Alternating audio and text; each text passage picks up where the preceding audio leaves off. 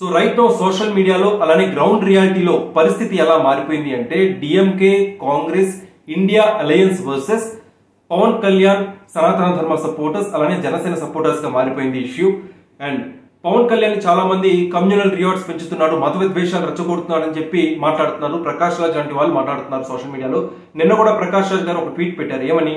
పవన్ కళ్యాణ్ నువ్వు సనాతన ధర్మం రక్షణ గురించి ఆలోచించు, మేము సమాజ ధర్మం గురించి ఆలోచిస్తామని చెప్పి వ్యంగ్యంగా సర్కాస్టిక్ గా ప్రకాష్ రాజ్ గారు పవన్ కళ్యాణ్ ఉద్దేశించి ఒక ట్వీట్ పెట్టారు. దానికి నాకు అనిపిస్తుంది ఏంటంటే సమాజ ధర్మం కూడా చూసుకుంటున్నారు కదా పవన్ కళ్యాణ్. నిన్నగాక మొన్న ఏపీలో వరదలు వచ్చాయి, పవన్ కళ్యాణ్ గారు ఎంత విరాళం ఇచ్చారు.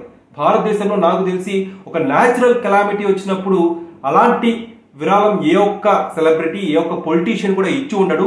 అక్షరాల 6 కోట్ల రూపాయలు పవన్ కళ్యాణ్ విరాళం ఇచ్చారు. అది సమాజ శ్రేయస్సు గురించి ఆలోచించే విషయం కదా, సమాజ ధర్మం కదా.